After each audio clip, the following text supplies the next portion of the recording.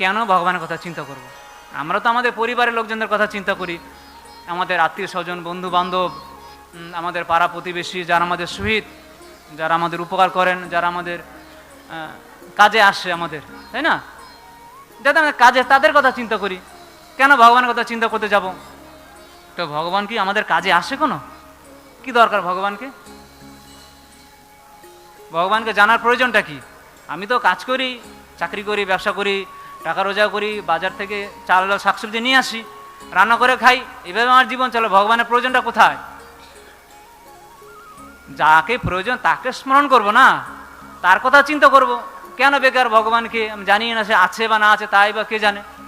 তার কথা চিন্তা করার কি প্রয়োজন? সে কি আমাকে খেতে দেয়? কাজ না করলে কি ভগবান খেতে দেবে? না কি কাজ না করলে ভগবান খেতে দেবে না? ঘর হারি চলবে না, অনাহারে থাকতে হবে, তাই না? ভগবান আমাকে কিছুই দেয় না। দেখুন ভগবান আমাকে কী কী দেয় একটু বলি তাহলে, না? অনেক সময় মানুষকে বলা হয় যে ভগবান সম্বন্ধে আপনি জানেন কিংবা পড়েন কিংবা কী ধারণা আপনার? বলছে না, ভগবান সম্বন্ধে আমি জানি না, আর আমি প্রমাণও পাইনি ভগবান যা আছে এই বিষয়ে। এখন কোনো বিষয়ে প্রমাণ পেতে গেলে প্রমাণ জিজ্ঞেস করতে হবে, না? জানার চেষ্টা করলে তো জানা যেতে পারে, তাই না? আন্দাজে তো জানা যায় না, তাই না? তো সেই জন্য এখন ভগবান আমাদের কি কি উপকার করেন তার কথা চিন্তা করাই উচিত কি উচিত না? দেখুন এই শরীরটা আমরা যে পেয়েছি, সুন্দর শরীর, না? যেখানে চোখ রয়েছে, কান রয়েছে, হাত রয়েছে, পা রয়েছে, শুধু এগুলো রয়েছে তাই নয়, এগুলো দিয়ে আমরা কথা বলার শক্তি, চলার শক্তি, কাজ করার শক্তি সব কিছু পেয়েছি, না? এগুলো কোথায় পেয়েছি আমরা? মাতৃগর্ভে পেয়েছি তো, কিন্তু মাতৃগর্ভে কি করে এসছে? ভগবানের ব্যবস্থাপনা হয়েছে। মা তো এমন কিছু করেনি, মা তো পিতার মাধ্যমে গর্ভে ধারণ করেছে, কিন্তু চোখ, কান, নাক, এই সমস্ত অঙ্গ প্রত্যঙ্গ এগুলো মা তৈরি করেনি, এগুলো ভগবানের ব্যবস্থাপনা এসছে, কেউ তো করেছেন। এটা সরল বিশ্বাস। এই যে ভগবান সব কিছু করেছেন, এটা সরল বিশ্বাস। কিন্তু আজকের আধুনিক যুগে জটিলতাপূর্ণ শিক্ষা ব্যবস্থা আর জটিলতাপূর্ণ জীবন যাপনে মানুষ ভগবান সম্বন্ধে ভুলেই গেছে, কমন সেন্স হারিয়ে ফেলেছে। ভগবানের প্রতি বিশ্বাস, ঈশ্বরের প্রতি বিশ্বাস একটা সাধারণ কমন সেন্স।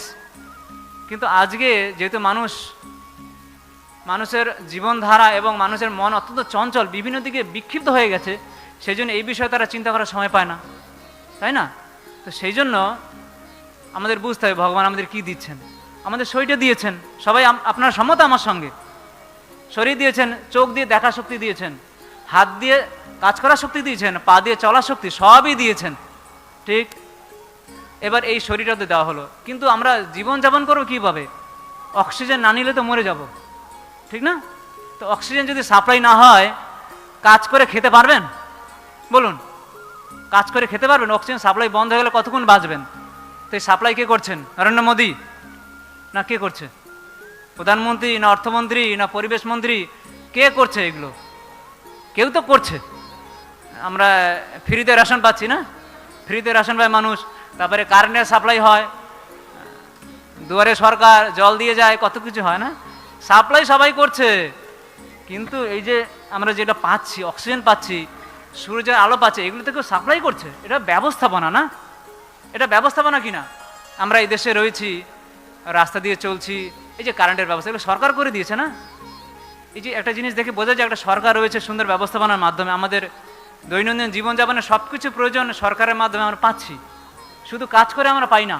ঠিক সেইভাবে জীবন যাপন করার জন্য যে মূল উৎসগুলো, মূল জিনিসগুলো, সেগুলো আমরা কোথা থেকে পাচ্ছি? ভগবান থেকে পাচ্ছি, তাই না? সূর্যের আলো থেকে শুরু করে চন্দ্রের আলো, অক্সিজেন, জল, বাতাস, আগুন, কোথা থেকে পাচ্ছি আমরা? কোথা থেকে পাচ্ছি না?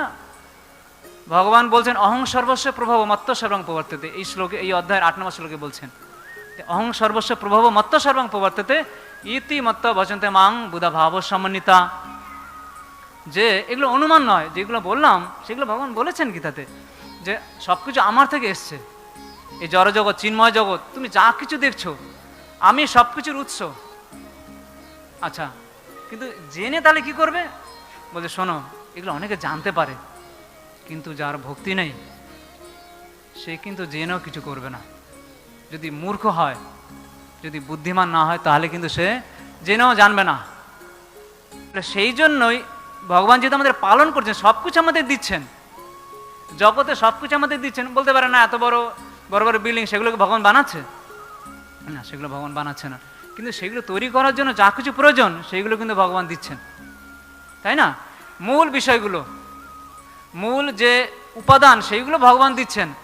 আমরা এই শরীর দিয়ে সেগুলো করে দিচ্ছি, কিছু বুদ্ধি খাটিয়ে সেগুলো করছি, কিন্তু ভগবান সব কিছু দিচ্ছেন।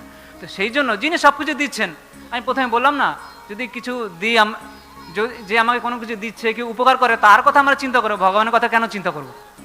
তাহলে ভগবান আমাদের সব দিচ্ছেন না, তাহলে ভগবানের কথা আমাদের চিন্তা করা উচিত কিনা? উচিত কিনা? হরে কৃষ্ণ, উচিত কিনা? তো সেই কথা বলছেন যে হে